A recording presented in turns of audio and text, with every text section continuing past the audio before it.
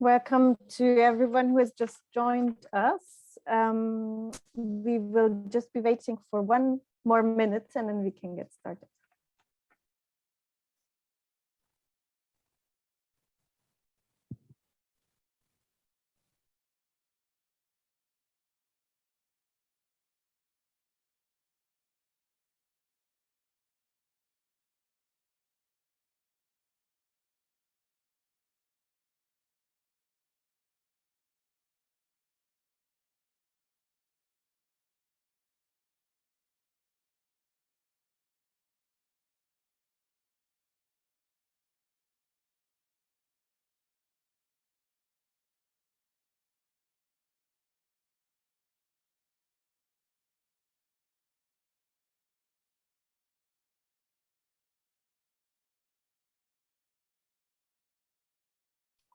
So welcome everyone to our webinar. I will just stop our screen sharing for 1 second so you can see all our speakers in full size. So I would ask our speakers just to activate their video.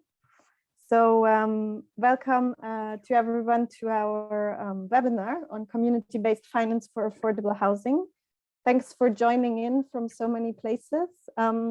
We will spend the next 1.5 hours or so together to look at some examples, experiences of community-based housing finance together.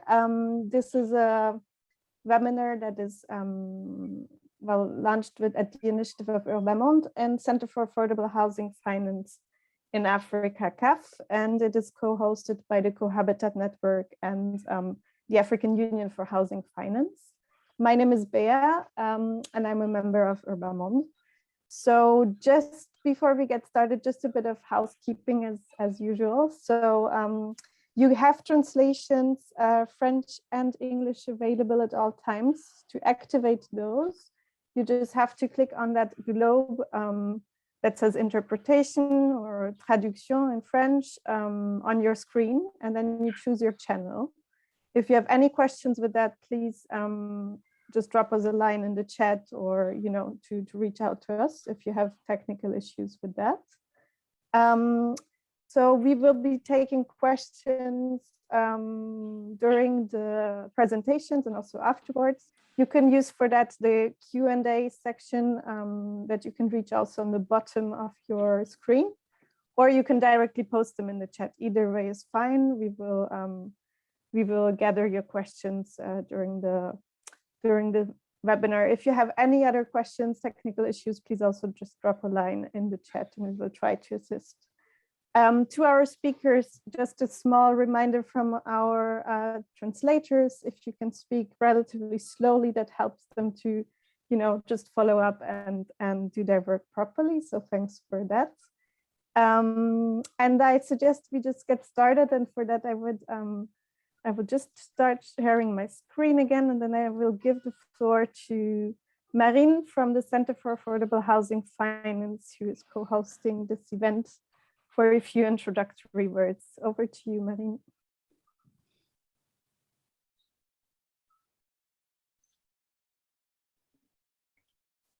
Merci beaucoup, Béa, et bonjour à tous. Thank you very much, Bea, and good morning to you all. My name is Marine Bienveillant. I am a project manager for CAHF, and we've carried out this study on which this meeting is based in partnership with urbaMonde and urbaSen. I would like to quickly share some words on CAHF and also on the objective of this webinar. CAHF is a Center for Affordable Housing Finance, is a think tank which has been created in 2014, and its mission is to make operational financial market in terms of housing in Africa, especially for vulnerable populations. CAHF has various tools, and we are doing this in particular by carrying out studies on this matter, by sharing also these studies and proposing a strategic support to the various actors of the sector. Our objective is to strengthen capacity or build capacity and knowledge of the actors of the sector, facilitate investment in affordable housing and its financing on the African continent. Let's also note that, as Bea was saying, she mentioned African Union for Housing, AUHF, and CAHF is the secretariat of that organization, which represents the financing of housing in Africa, and we commend all the members of the organization on the continent. As its name entails, CAHF is focused on housing finance. That was the bottleneck which led to a great deficit in Africa, which could be estimated at 50 million units. And that deficit is increasing due to urban growth and also the growth of the population as a whole. We consider that housing finance is critical on the continent where bancarization is still poor and land management doesn't allow to carry out mortgage for a big part of the population, and saving was not also possible. So housing finance is at the end of the housing value chain. We've carried out a study on this value chain, and it shows all the stakeholders who are participating. So little by little, we've extended our work in order to to be interested, promoters, governments, constructors, and banks, which were our focus in the beginning. So the challenge is to move together with all these stakeholders and with the same ambition, which is to give access to housing to all. We need to move together, and that's a challenge. And this being said, one of the important thing that we forget in this whole system is the end user himself. And thanks to this study, we've been organizing this kind of webinars, and we would like to bring back population at the center of this issue and make this housing affordable. And I hope that through this webinar, you can draw lessons regarding this topic. Thank you, and fruitful deliberations. Merci, Marine. Thank you. So, as Marine said, we realized we did this short case study on 10 examples of what we call community-based finance, and I would just like to take really 1 minute to tell you a bit more what we understand under community-based finance in this context. So, as Marine said, one of the main bottlenecks for producing affordable housing or incrementally improving that housing is, of course, the access to finance. And this is particularly true for vulnerable households or low-income households. And oftentimes, the financial products that are available are neither adapted to their housing processes nor really target them because they may consider they're not creditworthy, or for many other reasons. So but what we do see as well is that there are solutions out there, that there are experiences out there that are based and rooted in community practices, or what Marine called the end users, the residents, practices in building their homes or improving them. And this is what we will broadly understand as community-based finance solutions here. So any kind of initiatives that are rooted or based in how communities work together, how families save and incrementally improve their housing situations with and without help. And really these community-based finance solutions can be promoted by CBOs or community-based organizations, but also NGOs, bigger, smaller nonprofit organizations, even private sector organizations, savings cooperatives, so all sorts of actors, and they can be really located anywhere from very formal solutions to very informal ones. Béa, excuse-moi, Yes. il y a eu un petit problème sur l'interprétation. There was an issue with the interpretation. Have we added another interpreter? We were hearing the both at the same time. Alors, excusez-nous, problème du direct, mais qui vous permet d'avoir les deux langues en même temps. Pardon, Béa, essayons. Alors, oui. So let's try. Does it work? Est-ce que ça marche? Oui, je vous entends en français là. Ouais, parce que là, l'interprétation a été enlevée de mon écran là. Je ne peux plus. Voilà. Excusez-nous, ça devrait être bon. Vous pouvez resélectionner l'interprétation. Oui. Okay. Oui, je vous entends. Super. Sorry about this little technical glitch. Great. So if you have any questions again about interpretation, please reach out and we will try to fix it. So anyways, I was just summing up that, you know, these community-based solutions can be ranging anywhere from very formal to informal solutions, and that we, through these case studies that we did last year, we tried to look at very different types of solutions and experiences. And today we would like to look in more depth or in more detail at 3 of them. And for that, we have 3 guests and panelists here with us today from different countries and representing, of course, different organizations. So we have Maguette Diouf with us, who is a project manager at urbaSen in Senegal. Maguette is a geographer and urban planner. She would describe herself as an activist urban planner who supports the Senegalese Federation of Inhabitants in Senegal and has been doing that for a few years. She has also worked on urban planning and resettlement projects across Senegal for the past years before joining urbaSen, that is a non-profit organization. Welcome, Maguette. Bienvenue. We also have Richard today with us. Welcome, Richard. Thanks for being here. Richard is the CEO and co-founder of CAHF, which is a social enterprise providing affordable housing solutions in Mozambique. Richard has 15 years of experience in international development and a master in urban management, development, housing, and livelihoods. Thanks for being with us today, Richard. We will hear more about your experience in just a few minutes. And we have Patience with us.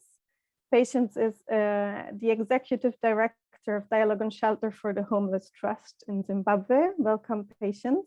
Glad to have you on board as well. The mission of the Dialogue on Shelter for the Homeless Trust is to support the social cohesion among marginalized communities, improve the livelihoods through community organization, and the Dialogue on Shelter is facilitating that process, and also networking and partnering with various housing associations. I think we have a technical issue again. Does it work now? Yes, I think it should be fine. Sorry. So we will have 3 rounds of questions. So we will have sort of a dialogue with our panelists, and then we will take questions from you, as I said. So at all times, please drop them in the question and answer section or in the general chat, and we will try to come back to all of them if possible during this webinar. So to get started, yes. Béa, je suis désolée de t'arrêter à nouveau. Il y a les 2 interprètes, il semble que vous soyez en même temps. Je ne sais pas si vous êtes sur des channels différents. D'accord. Merci. Merci. Okay. So let's jump into our first question, and I would like to give the floor to Maguette for that. Maguette, à toi.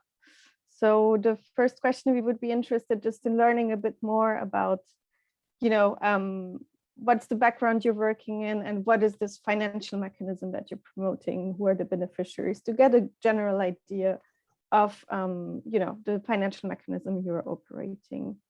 À toi, Maguette. D'accord, d'accord. Merci, merci Béa. Donc, nous, notre mécanisme de Thank you, Bea. So our financing mechanism is a fund that is for urban renewal and our background is we are in informal and non-planned settlements in the suburbs of Dakar. So these are places that are exposed to different risks, including flooding risk. And this is actually why we created this rotating fund. So it's a fund that comes from different donors, and that is funding the reconstruction of houses, but also which is building community infrastructure. And we work with community-based organizations that are part of an organization which is called the Senegalese Inhabitants Association. So let me tell you a little bit more about the mechanism. Is that what you want? Yes, maybe, and if you could just speak a little bit, go a little bit slower for our interpreters. So the urban renovation fund, which is also called the rotative fund, is co-managed by an NGO called urbaSen, which is the technical arm of the Senegalese Federation of Inhabitants, and also by the federation itself. And within that federations, we find community-based organizations. So among the groups, if somebody wants to renovate their home, they will just have to fill out a form, a needs expression form, whether if they want to rebuild any part of their house, they will just have to fill out a form. And the members of the federation have a saving system that has been in place for a while. So this system used to exist in the past, but we actually formalized it when we arrived. des outils communs. Called it housing savings now. So those groups have these saving mechanisms, and they have all the documents that they use in their work.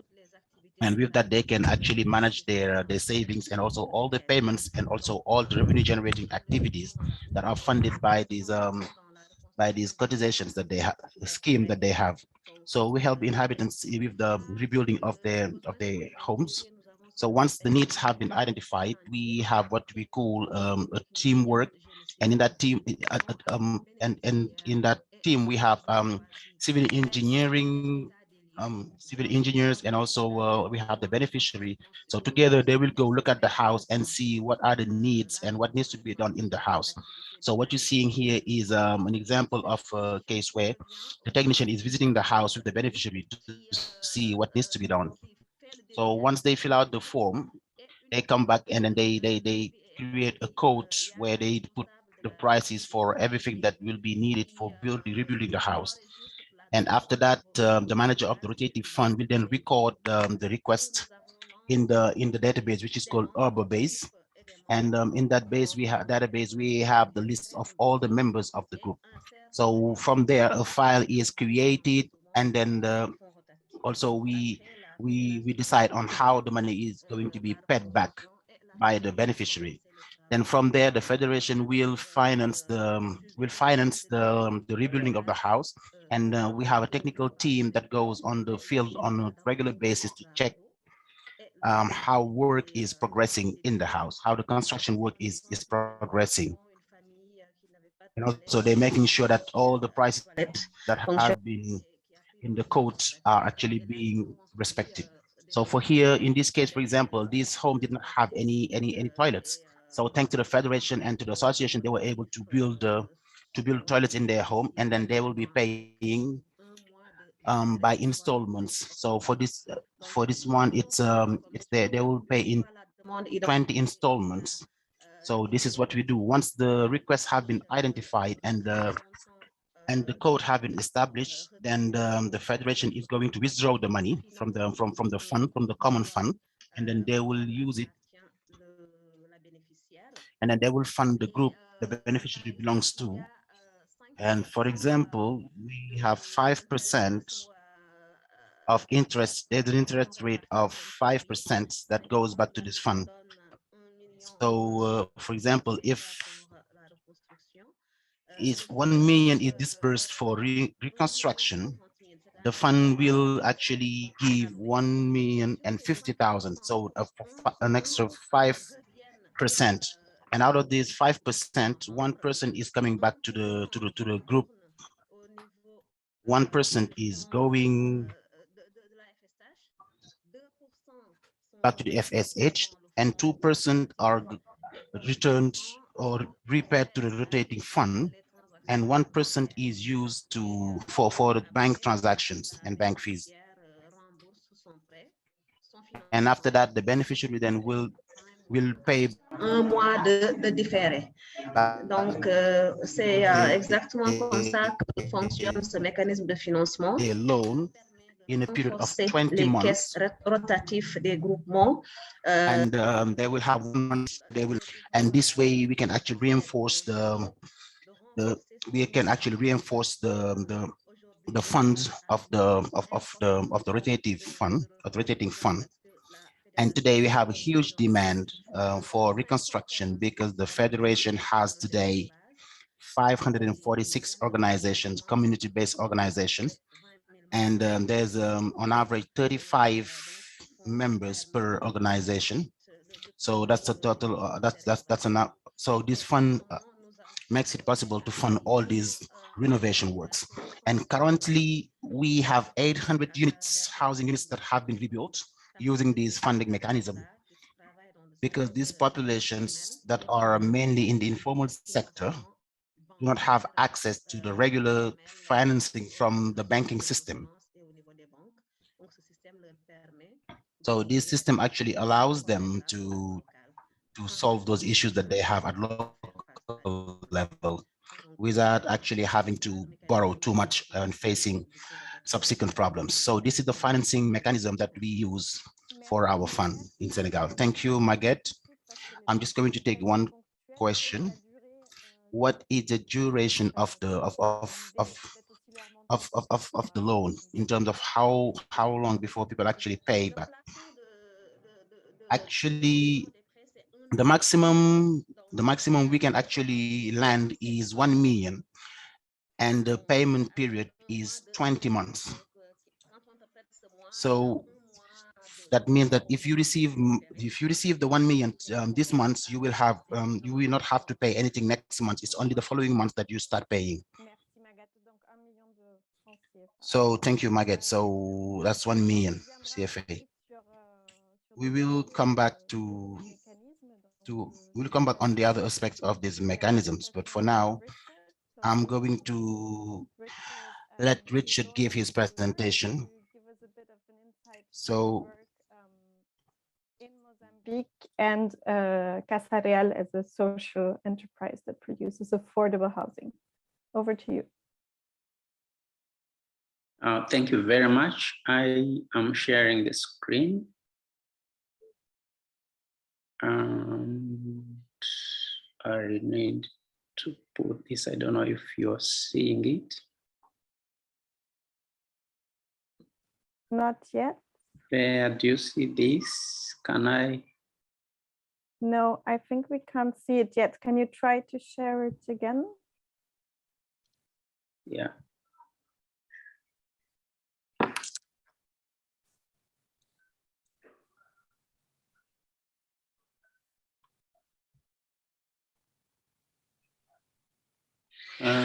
Share the screen.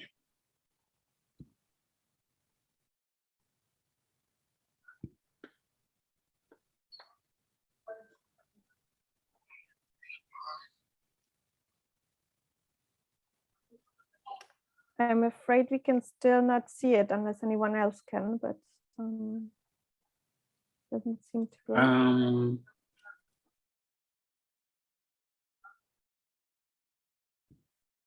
Yeah, it says you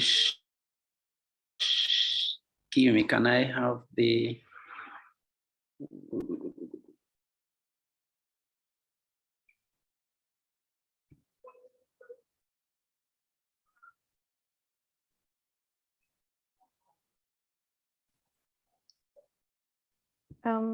maybe if you want, what we could do is I hand it over to Patience, and in the meanwhile, you send me the presentation. Yeah, so that, sure. Yeah, would that work? Sure. Yeah. Okay, let's do that. Then Patience, if I can ask you to come in, and I will just reshare my screen so that you can see here. There we go. So Patience, over to you to tell us a bit more about the experience in Zimbabwe with the Zivarazevka upgrading scheme. Thank you very much, Pia, for the opportunity. I'm going to talk about the Gungano Urban Poor Fund. This is a fund that is wholly owned by a network of people who live in informal settlements in Zimbabwe. The name of the network is Zimbabwe Homeless People's Federation. Currently, it is more than 710 women-led saving groups. And the focus, or the pillar of this Gungano Urban Poor Fund are women-led savings. Women, they meet weekly, who are part of this network, and they save for different purposes. And they save $1 US per month, specifically for upgrading initiatives in their settlements, and also in their other settlements where the network is present. So the fund where they save collectively their money is what is called the Gungano Urban Poor Fund. So it's wholly owned by savings from the different collectives, and it is managed and governed by members of this network. They set the rules. They, with our support of Dialogue on Shelter as the NGO, we support them in coming up with manuals for the operation of the Gungano Urban Poor Fund. And we have used this fund to engage both central government and the city government, specifically the city of Harare. We use these women's savings to demonstrate to the city and to the government the capabilities and abilities of women-led collectives to participate in the co-production of basic services in urban areas, including savings, including shelter, water, sanitation, etc. So that's exactly what we did in a settlement called Zivarazevka Extension. We approached the city of Harare to demonstrate the ability of the community using the Gungano Urban Poor Fund records, and then we asked the city to partner the Alliance of the Federation in Dialogue on Shelter in developing, doing an in situ upgrading of the settlement called Zivarazevka. That top picture shows the settlement when it was just starting to upgrade, and the bottom picture shows the status of the community now.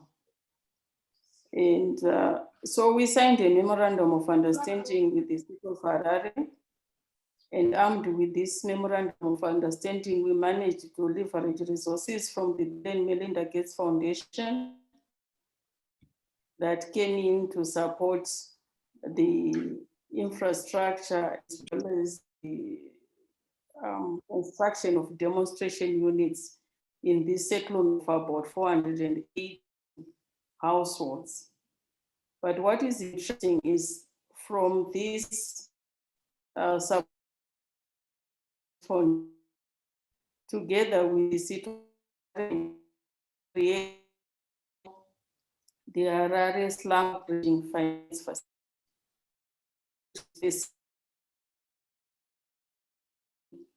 initiatives of the urban poor who can of any of the and these funds are given as a loan, which is managed by the city of Harare as well as the Zimbabwe Homeless People's Federation. And we give very small incremental loans where you can build even one room, but one stage at a time. You get a loan up to slab level, you repay it, you get another one up to roof level, and then you get another one to finish. That way we have lowered the bar, the entry point for poor communities to be able to access finance mechanisms, finances that they can afford. And so we have created a revolving fund out of this support. So when the Bill and Melinda Gates funded project ended in 2016, the Harare Slum Upgrading Finance Facility remained functional, and it is functional to date and is continuing to give funds. So our intention is for any other funding partners to inject not so much into grants per se, but to help in capitalizing the Harare Slum Upgrading Finance Facility, which currently is not only financing shelter developments in Zimbabwe, but also in other settlements in and around Harare. So in short, that's how the Gungano Urban Poor Fund has been used to leverage resources internally within the country and externally to be able to facilitate a demonstration project on in situ slum upgrading in Zimbabwe. Thank you very much. Thank you so much, Patience. Over to you, Bian. Yes, thank you. We will hear a bit further on this experience just a bit later. So now handing back to Richard, I have received your presentation. Great. Let me just download it, but maybe you can start just because I'm sharing. Can start. Yeah. And then I'll open it. Yes, go ahead. As the introduction before, my name is Richard Bahomwire, and I am the CEO and co-founder of CAHF together with Mario Dill and Andrew McLean. I live in Mozambique.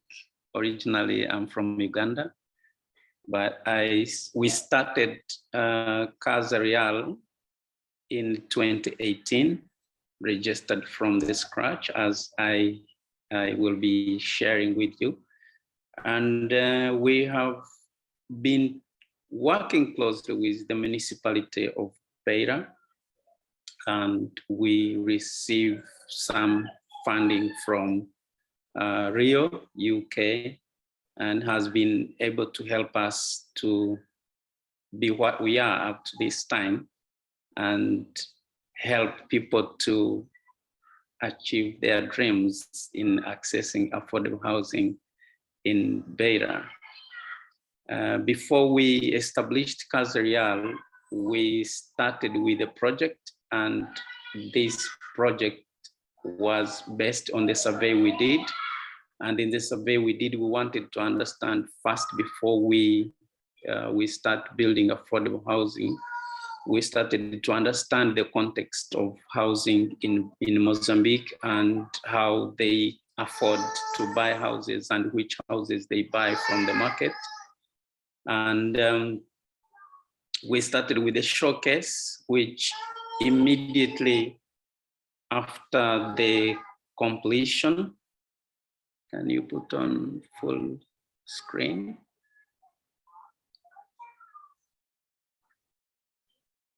Yeah, go forward. So this is the house this is the project we designed, and in the baseline survey, we wanted to find out the housing situation and the housing market. And we found out what was key, that the cheapest house in the market was being sold at $55,000. And so we worked closely with the municipality, and we designed a house, the cheapest house. Of course, it is an integrated community. We designed the cheapest house to be sold, and we are selling it at $10,000. Of course, nobody believed that in Mozambique, one can build and sell as a company, as a private developer, a $10,000 house, except this man who is in black, who was the mayor by then, who passed away. He's the only person who made us strong on the ground, and him being the mayor, including his team, his technical team didn't believe, including the banks, including buyers themselves, never thought that we would build and sell a house at $10,000. So it was a big challenge to get everyone on board and convince them, but of course we integrated the design and got it approved, and we established CAHF by that time, after starting with a showcase of 10 units that we needed to demonstrate. We needed to prove the concept, and we needed to also build the market. Go forward. Next slide. So shortly after the showcase, we got the biggest challenge where the city of Beira was hit by Cyclone Idai, and part of the whole city, part of our houses were affected a little, but the city was destroyed, especially the houses. 90% of the houses were destroyed. And so from that time, because our houses, we didn't plan to build them to resist cyclone, but they were good quality houses. And then we started integrating the cyclone resistant techniques, and we were trained, our building team was trained by a team of missionaries from Australia, where Australia, they have lots of experience in cyclone resilience. And so we started integrating cyclone resilience building techniques, that especially having resilient roofs and having good quality houses. Of course, this is also one of the reasons that our project has been so outstanding, because we build resilient homes, and most of the cyclones after it died, we've been having lots of cyclones passing through Beira, but our houses have been of good quality. And so having good quality homes is also another thing that we would talk in the next webinar, that when you have a good quality home, then it is resilient, and then you are able to have even tenants having to live without spending extra maintenance and future as soon as possible expenditures. And also, if you are to attract funding, attracting the banks to fund the communities to buy the houses, actually the banks need very good quality homes that then you can have them being mortgaged. But of course, we didn't have only the cyclone as the biggest challenge. But in the next slide, if you can move next, these are some of the houses that that we completed. Go forward.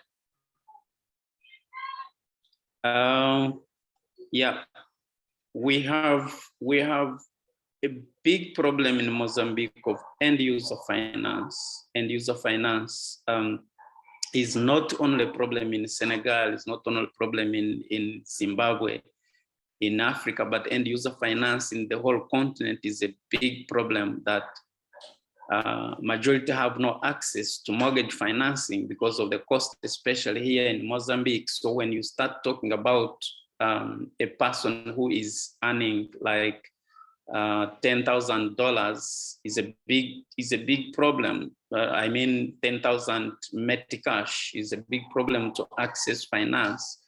The structures, not only that people, when I'm talking to people from Europe, they get to think that people cannot pay. I normally tell them that this is not true. The people can pay, but the structures around them, the systems around them to access funding is a big problem. For example, if you talk about the interest rate, in Mozambique, the prime lending rate is 18%. So 18%, if you add then the bank other charges, then you have already knocked out like 50% of the population to accessing this funding.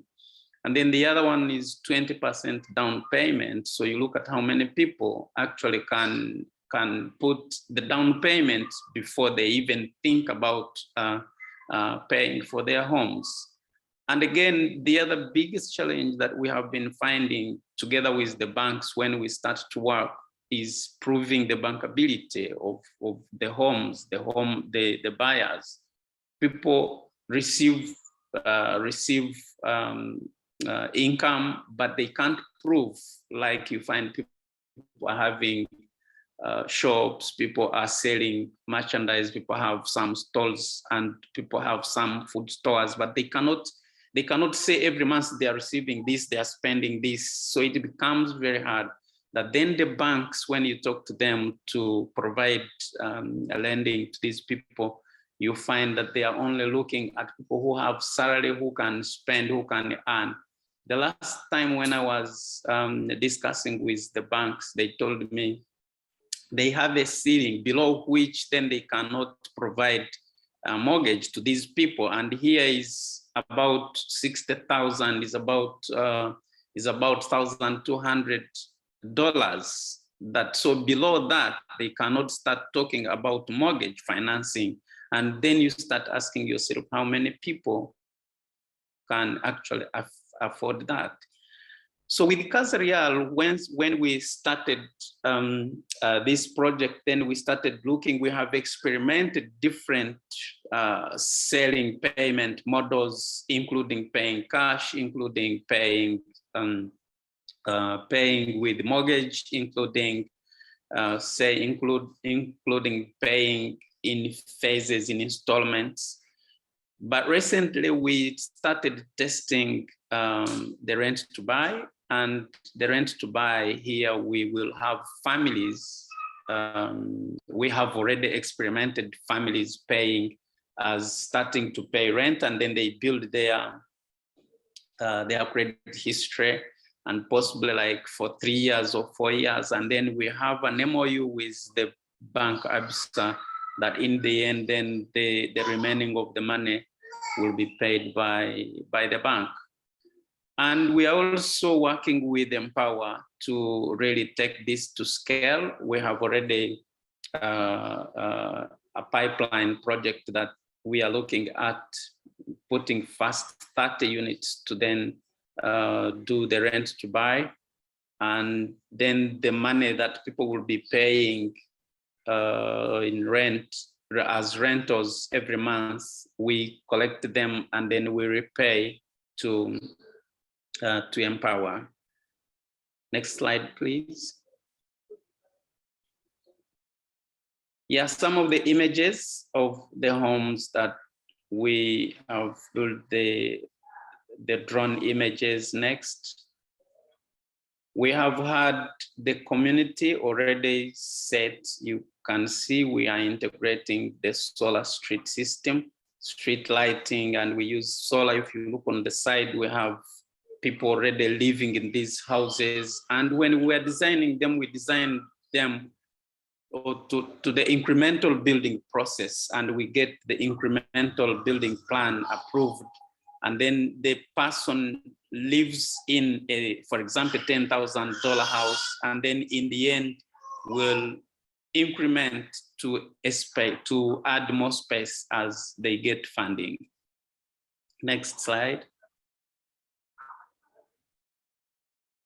Yeah, so going to scale, we've been working not only with Rio, but with also Empower, and we are now integrating the eco-friendly building using different types of technologies, using different eco-friendly features. Like on the right, we have the conventional construction that we were working with the municipality. So we added other eco features like using solar instead of an electricity to save energy.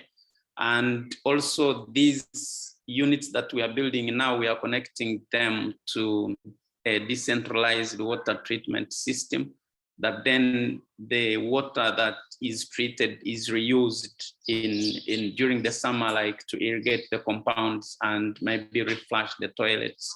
And also recently we tested a cross-laminated timber home, which on the left you can see using treated timber. And we hope that this is going to possibly attract more climate-friendly financing, and then we can, to scale, provide more affordable housing to our communities. Next. For more information, please, you can reach out to our website. This is our website. You can check our website and then you can get more information. And if there is any question, please, you're welcome. Thank you very much. Thank you, Richard, for this very insightful presentation. So I think what is quite remarkable about these three experiences is that sort of facing the inadequacy of the housing systems that you were confronted with, you managed to build sort of other systems or your own systems, financial solutions, housing solutions. So what I would be interested to learn about, because we've heard from Richard just the importance of these different partnerships that you were able to build, with the ABSA Bank, with the city of Beta. So I would also like to hear a bit more from patients about how you managed to convince the city of Harare to contribute even to that fund, how you work with national governments, how you build all these partnerships around the Gungano Urban Poor Fund. If you could just give us some insights on this, patients. Yes, thank you, Via. It was a long process to engage the city of Harare to participate in the upgrading of informal settlements in Harare. Traditionally, they've always resorted to and demolitions without an alternative. So there have been cycles of informal settlers, houses and settlements being demolished, and they would go into hiding, as it were, and a few days later, they will come back, maybe on the same site or on a different site. So the city was also finding it very frustrating, in as much as the communities were also finding it very difficult to leave such a space. So when we approached the city of Harare, it was to seek a mutually beneficial arrangement that would see communities with secure tenure, and at the same time would also see the Harare City Council increasing its housing stock. So what we first did was to ask the city to assign a specific officer who would be responsible for handling issues that are in relation to informality in Harare. because Harare does not have a department that serves informal dwellers. So the city fortunately agreed, and then we were using this contact person to reach all departments of the city that have a contribution to make towards the improvement of the life of people who live in settlements. And using this method, we then asked to expose city officials and makers, the councillors, the mayor, to different projects around the world, which were being run by cities in partnership with their communities, especially communities of the urban poor. So we went on a number of international exchanges, Cape Town, I think India, places like that, Kenya, to show what other countries were doing. And when we came back, there was a lot of enthusiasm in terms of putting into practice some of the lessons that we had jointly learned.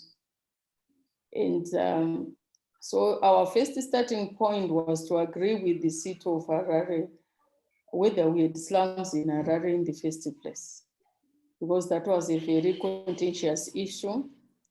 Ultimately, we agreed that we had slums, and we proceeded to profile all the slum settlements, as well as to do door-to-door surveys of some of these settlements. At that point, we counted more than 63 settlements in Harare. It sounded very overwhelming in terms of upgrading. Where do you start? Because the city was also saying they didn't have any resources.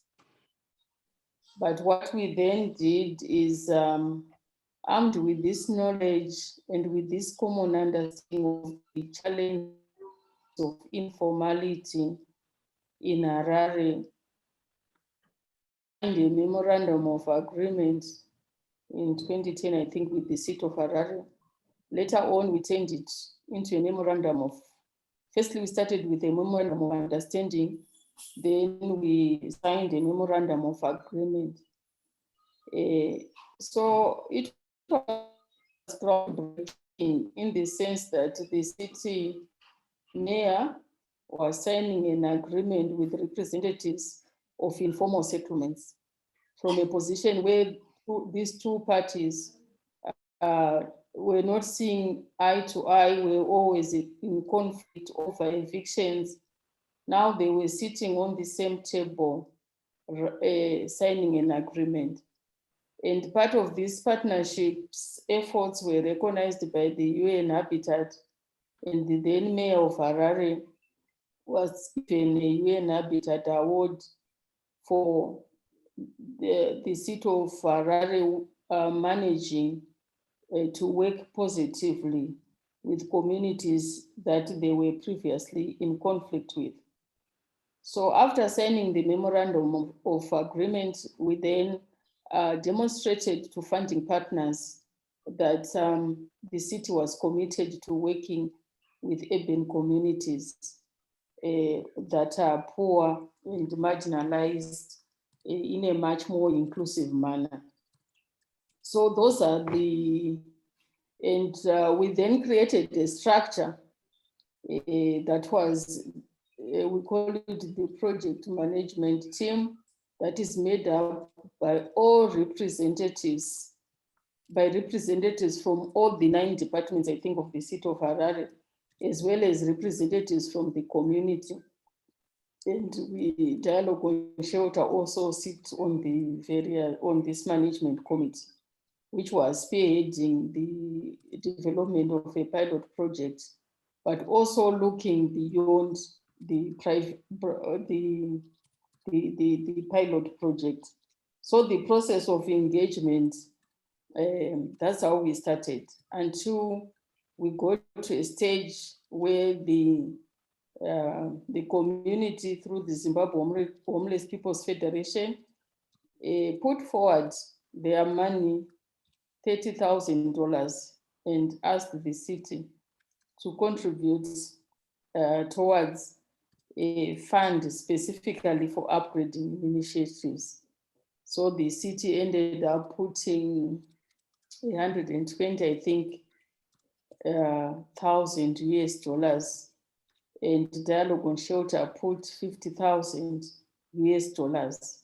So the Harare Slum Upgrading Finance Facility was then started using this seed capital of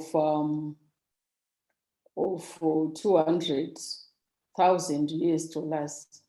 And it's a revolving fund which is continuing to revolve and to give loans specifically for house improvement, but also for livelihoods to the various communities, not only in Zimbabwe, but in any of the 63 slum settlements that we jointly identified with the city of Harare. And what has been beneficial to all parties concerned is that the city has increased its housing stock, meaning its rateable properties. There are more rateable properties in Harare, and the residents of Zimbabwe and similarly upgraded communities are now paying rates and contributing to the city fiscus.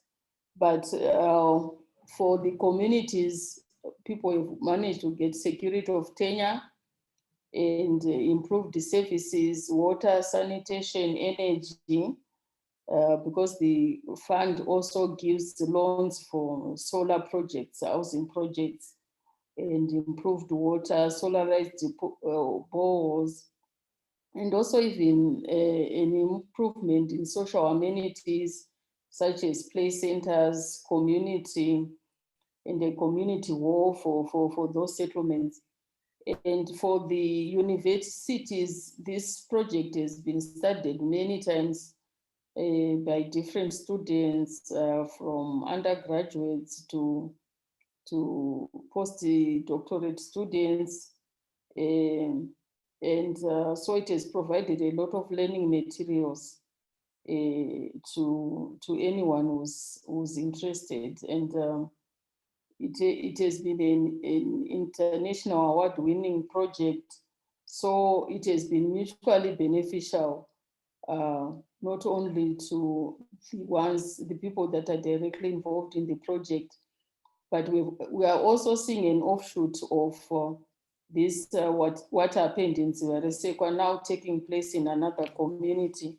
And we are currently using the partnership with Harare City Council, upgrading a settlement called Tafara Fedland, and the process is continuing. So thank you very much, Pia. Thank you, Patience. It's really quite impressive how you managed to mobilize all these different stakeholders, get those financial inputs even in seed funding, which we feel is oftentimes the big issue. How do you get actually the money into these funds and get it going or increase its scale? So maybe I would just rapidly like to hear also from Maguette a bit more details about how you collaborate with local, national governments, different institutions, so that we can get that bigger picture as well of your experience. Maguette, please.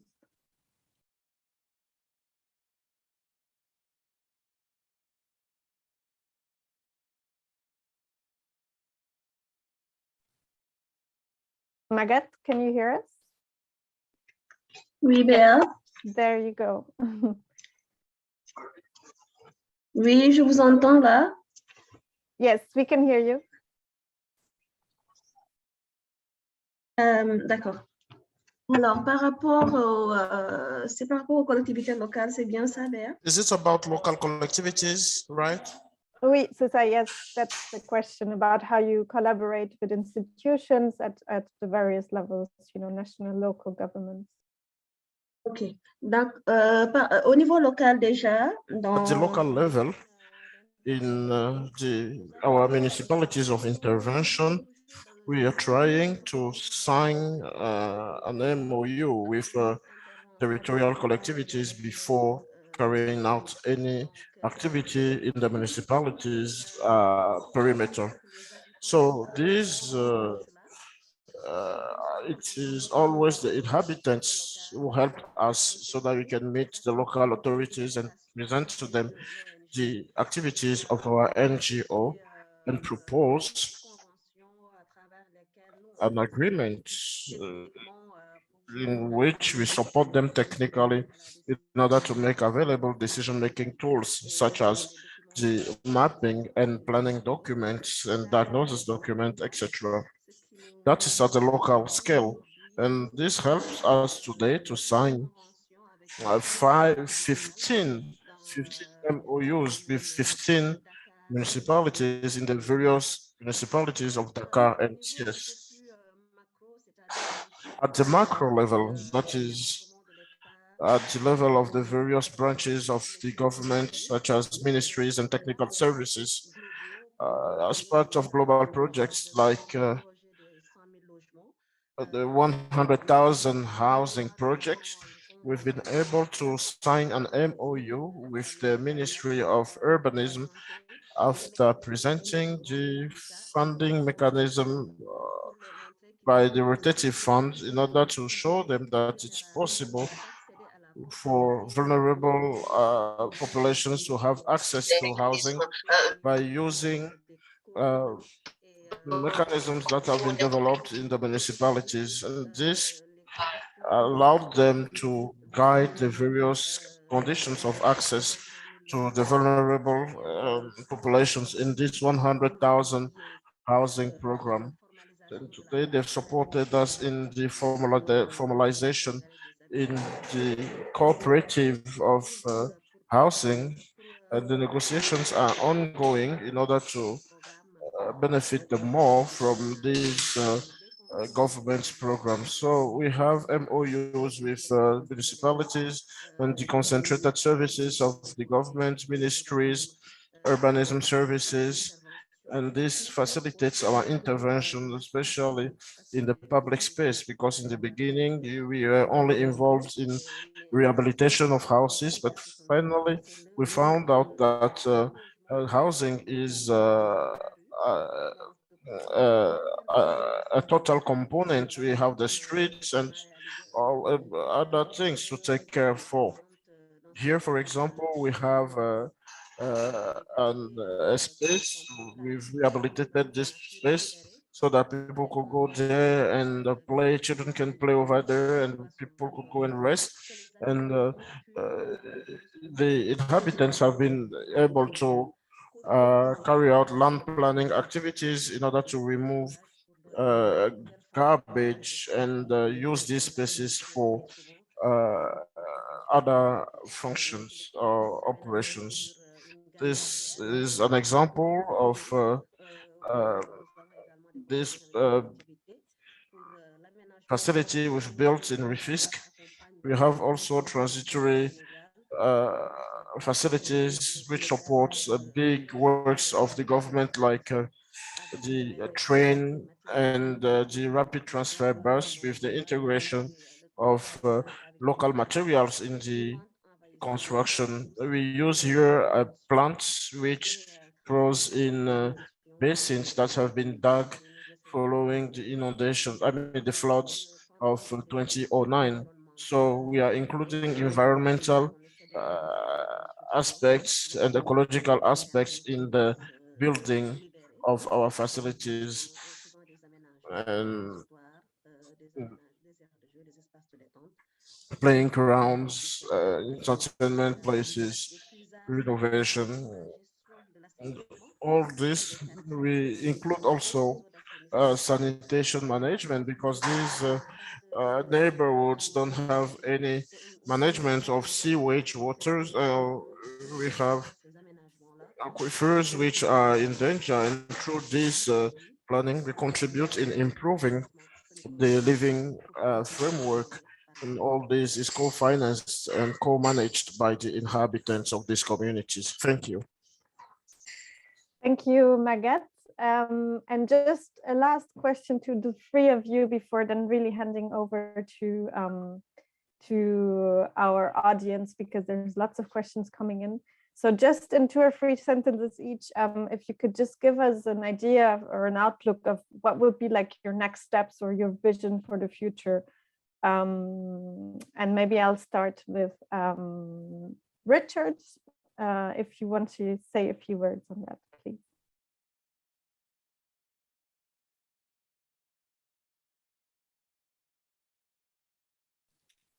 We can't hear you yet. Maybe you're just muted.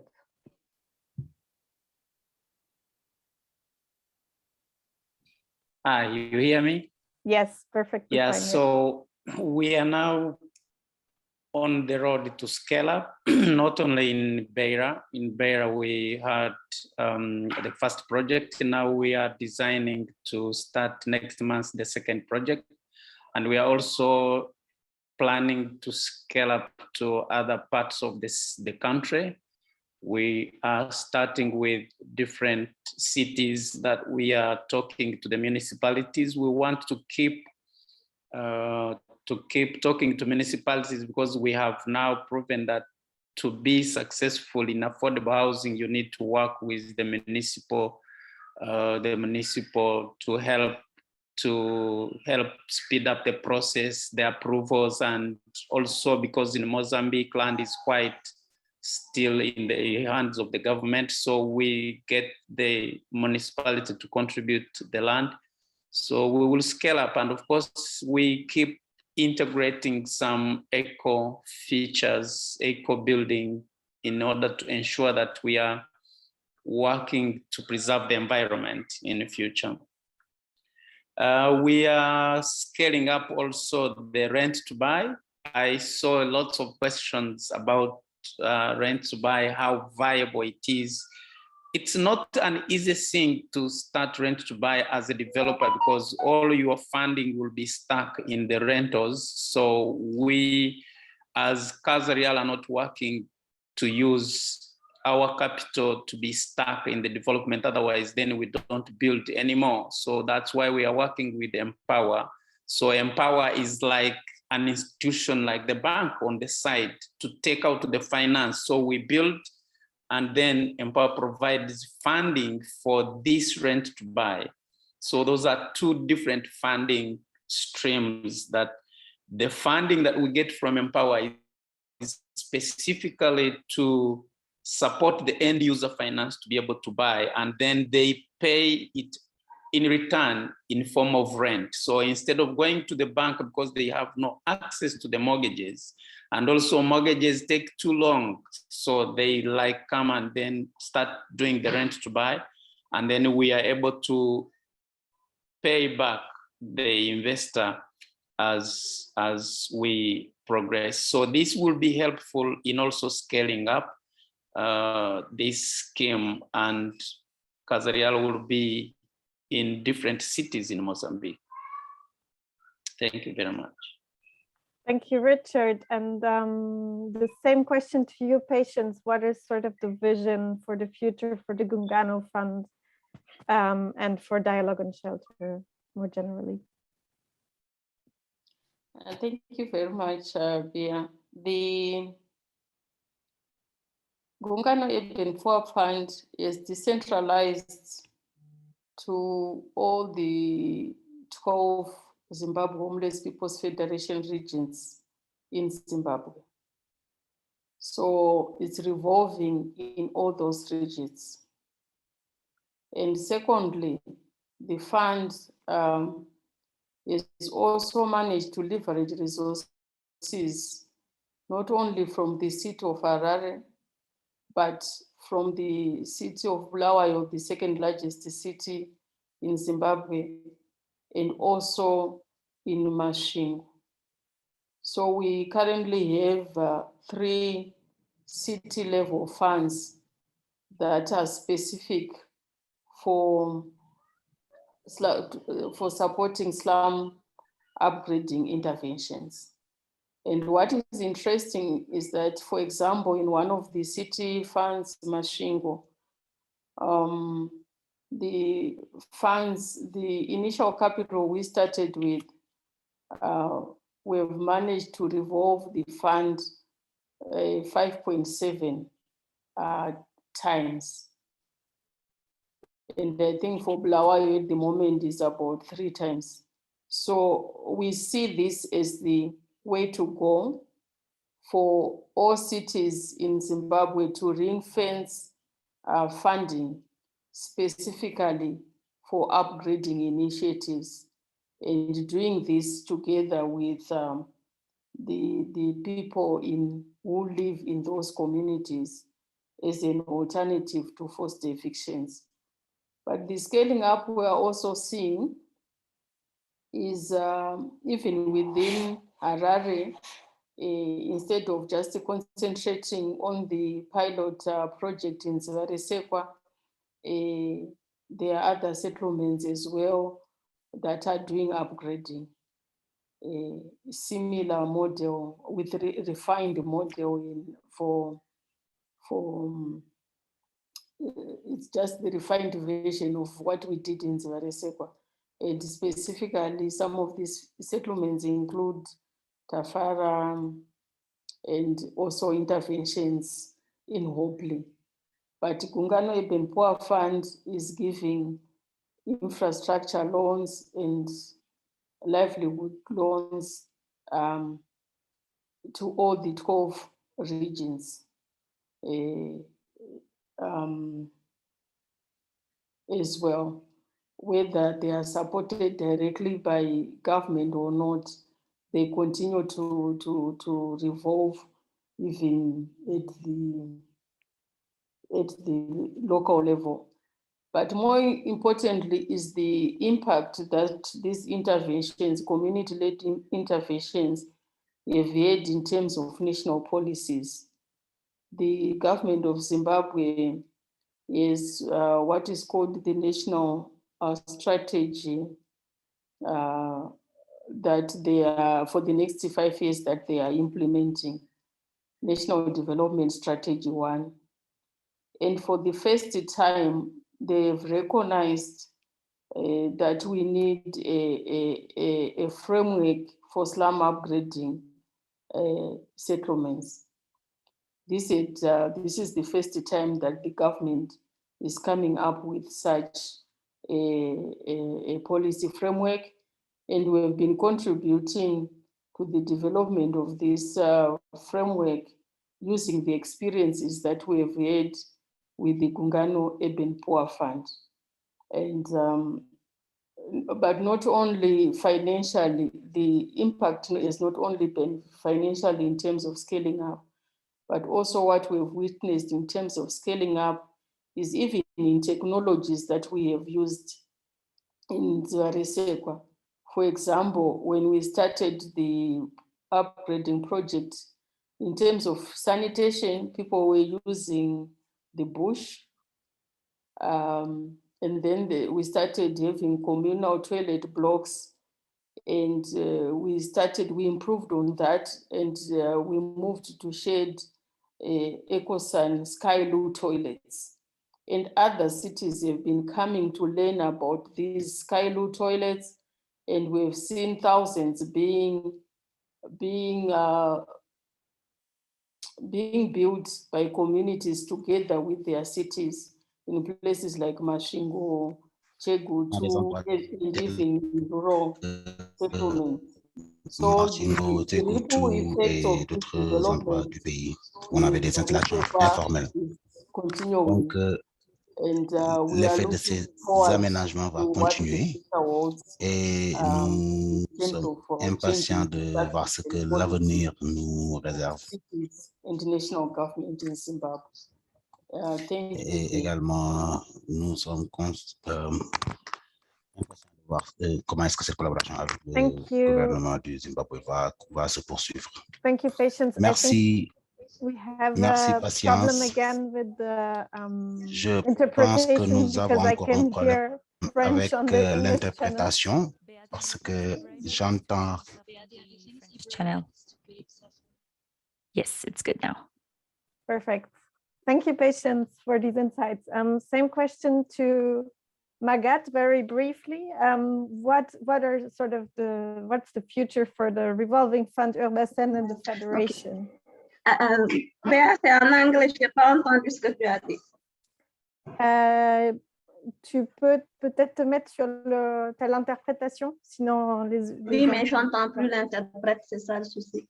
Ok, donc très rapidement, juste pour le futur du fonds et de la fédération, quels sont les projets très rapidement, si possible, comme ça on peut passer aux questions.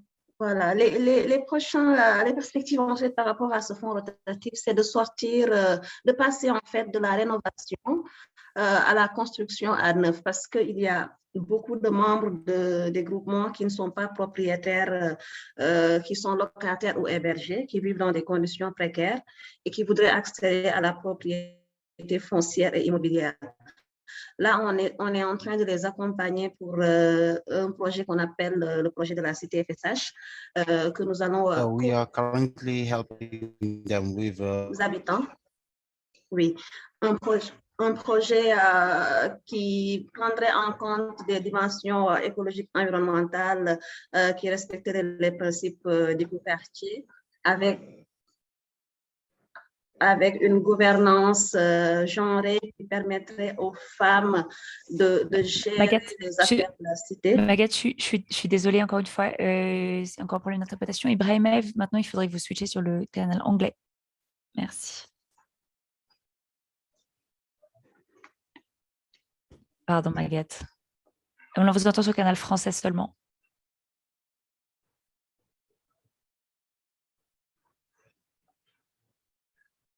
Pardon. Maintenant, je suis dans le canal anglais maintenant. So I was saying that the next step is the SATH, which would allow the vulnerable community to have access to affordable housing using this revolving fund scheme. But this time it would be with the support of the program for 100,000 houses that is part of the government's program. Dans la construction, une approche anti-spéculative. So this approach, this would also have the use of local material against speculation, as we know it, so that we don't turn these donc avec un foncier qui serait un bien into zones et des bâtiments qui appartiendraient aux membres de la fédération. Donc les people will speculate over housing. À ces populations qui sont souvent oubliées dans les programmes. And also this, we also have the populations who are often left out to actually have access to decent housing without having to borrow too much money from the bank. And this is progressing quite well, because in the past 2 years, inhabitants have been able to save and actually buy their own land as part of this pilot phase, where we were supposed to build 150 houses. So these are the next steps, but we will continue renovating houses, and we will continue making this federation an actor that will be proposing solutions at local level, so that it becomes stakeholder in the management of the city's activities. So what you can see here, for example, is the use of clay to make bricks, and these bricks are going to be used in on the FSH site. So these are the next steps for us. We are going to give the inhabitants this a role to play in the building and in the maintenance of the city, because they are the primary beneficiaries and they are the first people to be concerned with what we are doing. So we'll be providing them technical support and make sure they have access to decent housing using these rotating fund and this participative financing mechanism. Thank you very much, Magat. Thanks to all of you. So I would like now to take a few minutes to respond to some of the questions. Thanks for everyone for the questions you have put in the chat. Some of them were already responded to, but others remain open. So one of the questions that I would invite any of our speakers to react, those who wish to. So we have a question, how do both models or the free models actually ensure that people will be able to afford to pay back their loans? Are there any instances, cases of default? How are these handled? So I would invite any of our speakers, panelists to respond or react to that.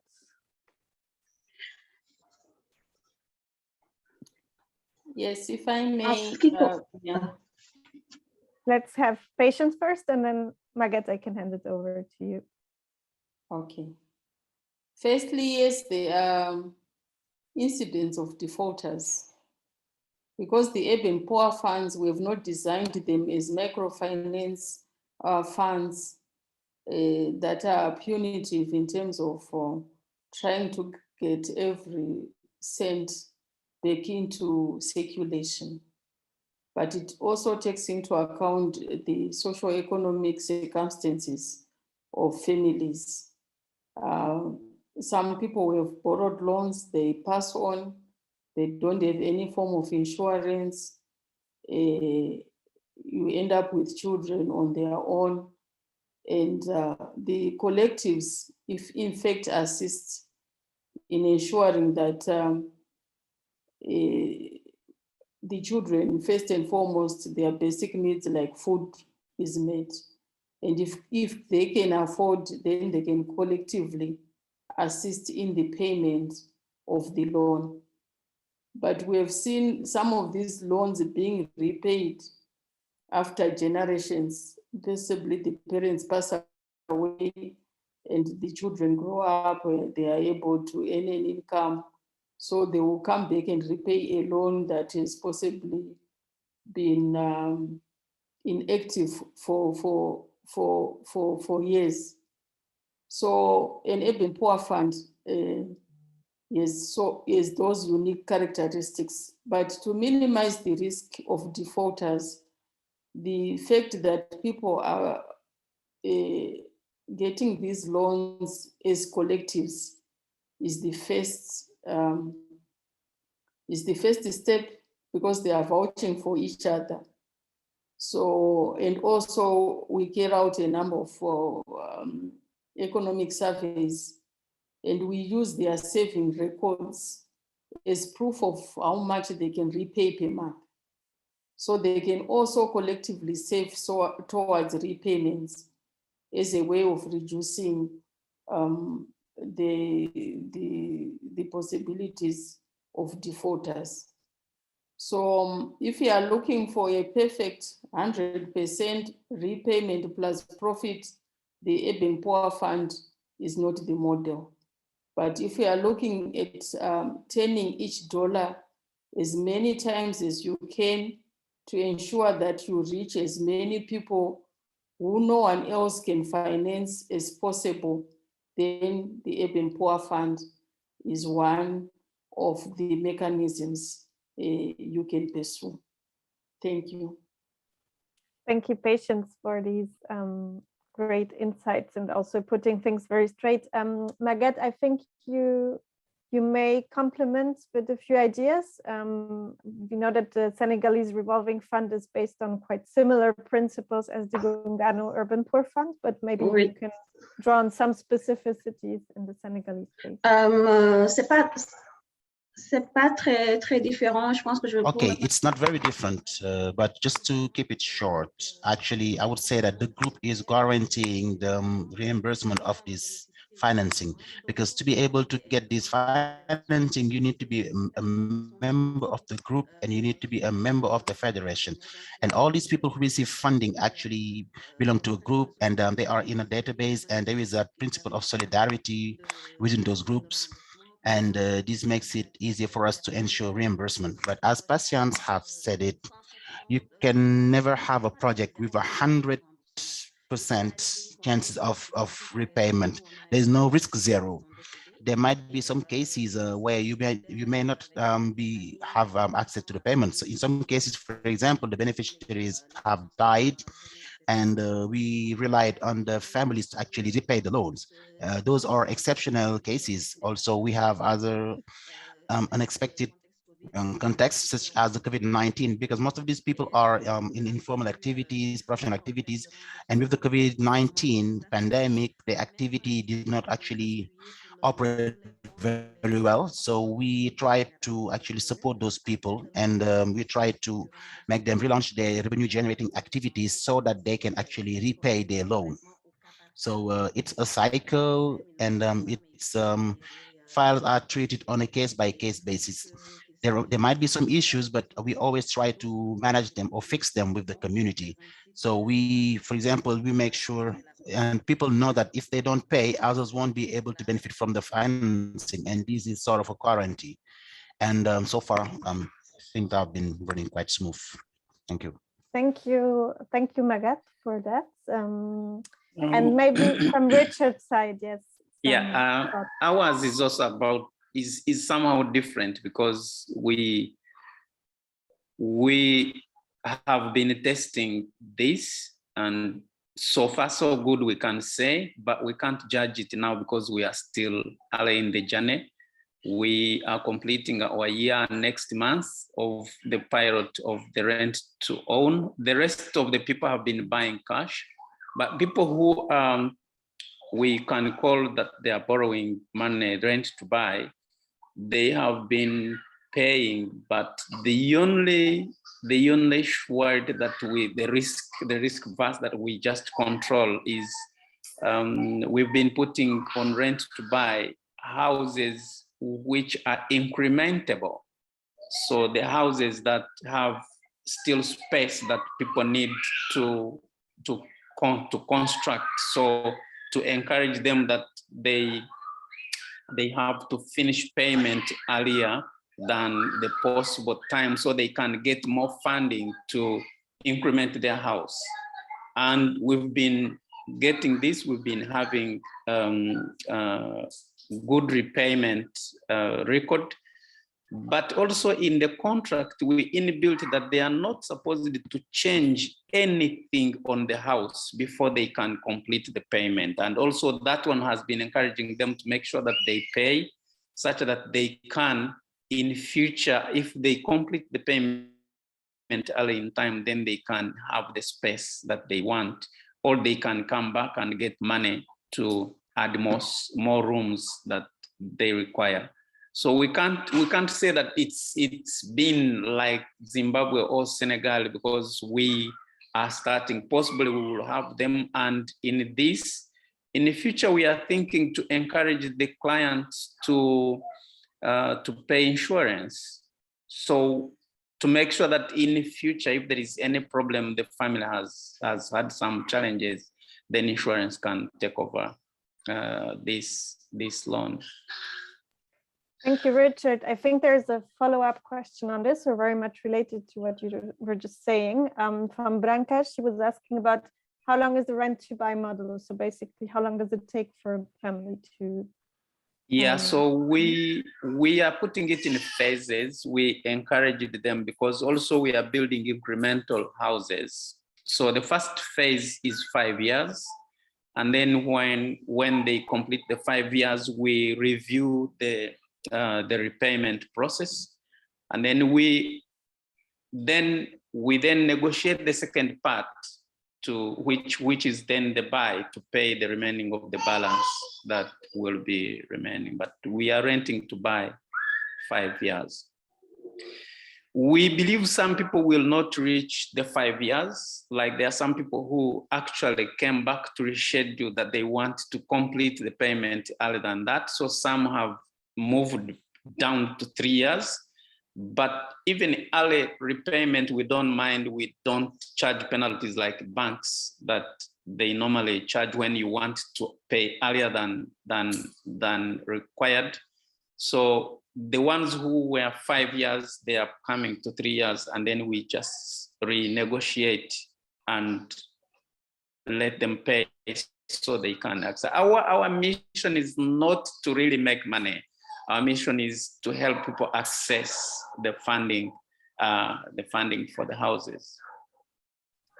Thank you, Richard. I'm looking at a few more questions here, and some are related more to, environmental aspects or climate change related risks. So we have a question from Mariangela, who would like to know a bit more about how you work in multi-risk environments, in the various contexts you're based in. How do you ensure that these, these risks are taken into account in the housing projects? Could maybe Richard, you could say a few words, and then also invite Margaret and Patience if you want to react and compliment. Sure. When I was presenting, I told you that immediately after we completed the showcase of 10 units, we had Cyclone Idai that destroyed 90% of the houses.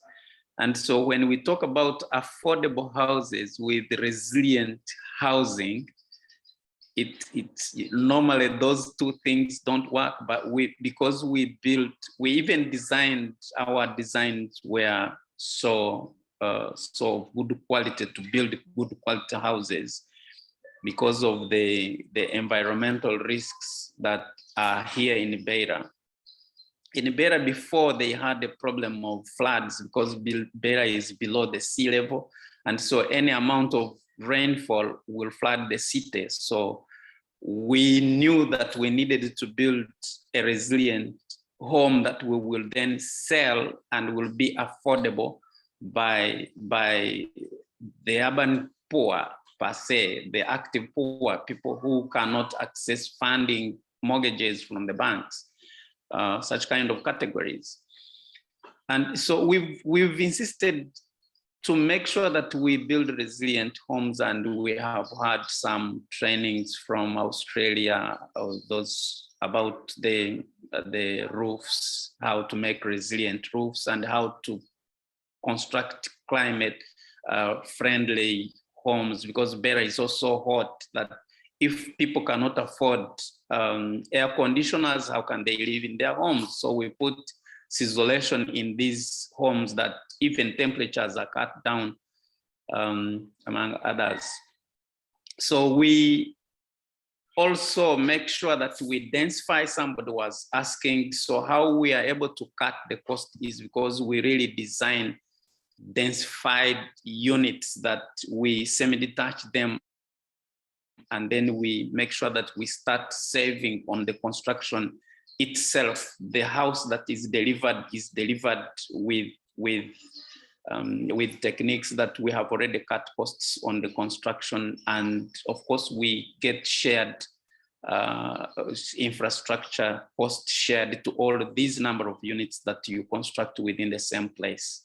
So we design sort of condominiums, and then we have them in the future. They then manage the estate as a condominium as they contribute money for maintenance of the open space and children plays and other utilities like solar if there is a problem with the water.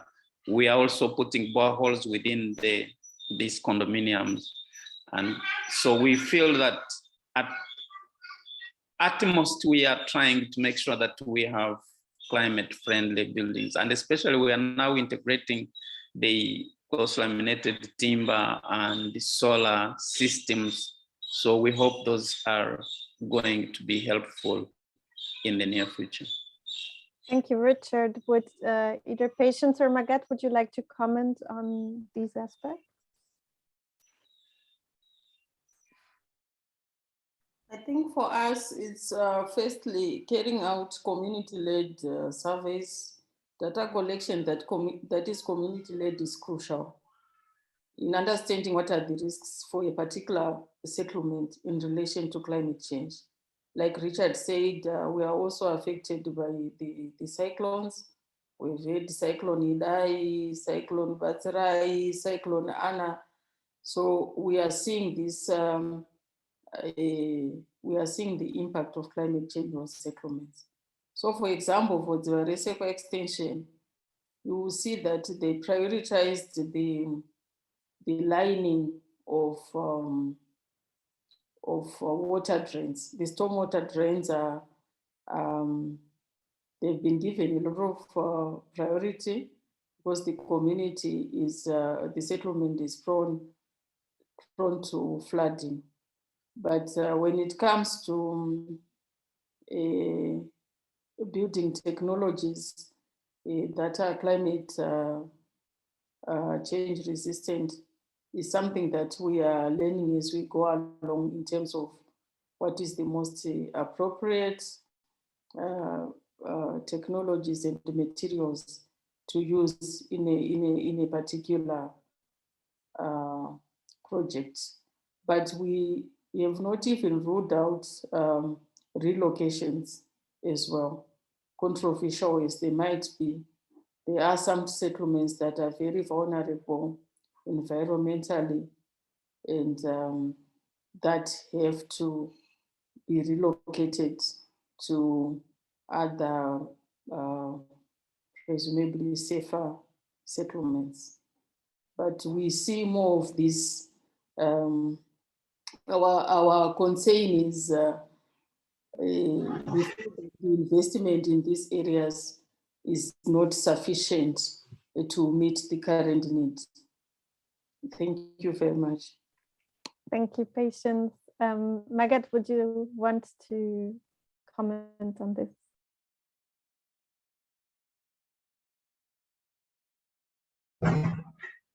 Allô? Yes, there you go. We can hear you. Pour la prise en compte des risques, nous, les zones dans lesquelles nous intervenons, principalement le risque le plus important, c'est le risque d'inondation. Et nous avons anticipé par rapport à la CTFSH où nous Perhaps the most important risk is floods, and we didn't allow the inhabitants to settle without planning and without setting up of any network in order to take into consideration this floods risk on the site in which we intervene in the suburban area. And this has been restructured. And this is has done with the municipality agency. A part of the population has been displaced. Retention basins have been dug, and we had the support of the communities. They helped to identify the risk areas and propose solutions such as micro projects in order to manage these flooding areas with collective works that helps to leverage or help to manage suburban areas. So we help them to requalify all these and give a new function in order to manage these flooding risks. We can't settle all this entirely because even the government is not able to handle this since 2009, despite the resources it has. But we are managing locally these flooding risks in these neighborhoods with the projects that we have. Des solutions innovantes de gestion du risque au niveau management of flooding, and it helps to handle this at the local level. We have to anticipate, thanks to drone mapping, we can have the mapping of flooding areas and manage the works that have been done in order to avoid these floods in some neighborhoods. Thank you very much, Magat. Sorry, thank you very much, Magat. Just changed my channel. I would like us to invite you to conclude the question and answer session since it's already 5:30 here, and I don't want to keep you up very long. But we see that there's a lot of interest also in the rent to buy model. Maybe Richard, we can also figure out a way of providing a bit more information for the audience after the webinar. I remind everyone that we recorded the session, so we will be circulating the video. Maybe we can take up a few other questions as well from the chat and have our panelists and speakers answer to them. We'll figure out a way to get that information to you. I also see there were questions, on tenure and various other aspects that may be of interest to some of you. So we'll try to navigate those as much as possible after the webinar. So just handing over to Marine for a few concluding thoughts on our learnings and takeaways of today's webinar. Over to you, Marine. Merci beaucoup, Béa. Merci. Thank you very much, Béa. Thank you all. Thank you, dear panelists. Thanks to all those who participated in this webinar and who made it possible. I will quickly present 3 or 4 aspects that seems interesting to me and which are coming from the interventions of our 3 panelists. We have seen that the collective funding system allows to bring back the population at the center of the affordable housing problematic while limiting indebtment. We've seen that it's thanks to the involvement of the community by making this, by taking into account this community-based finance without necessarily taking loan from the banks. As Richard said in the beginning of his intervention, the idea that people can't pay is not real. It's actually the systems which are not necessarily in place or which are not necessarily adapted to these people. I'm taking this idea. We have like 20% of a down payment. Don't take into account the volatility of the revenues, like those people selling merchandise this in the market. And when you lend money to only people who have salaries, it limits the possibilities. So we have various modes of payment like cash, rent to buy, among others, and all these are alternative solutions which help to adapt a bit more. In these various models, we've also seen that the community-based finance was an effective way to involve various donors as well as collectivities or communities. We've seen it in patients model with territorial collectivities, and this will reduce the costs of the capital for the end user. And finally, I will conclude by saying this, talking about climate change, we've seen that the community-based finance, because we are being always in contact with the end user, we are more in contact with the needs of the population and in contact with the real problems on the ground by integrating environmental considerations. And we have seen how housing could be resilient as possible against climate hazards and how to use eco-friendly building materials.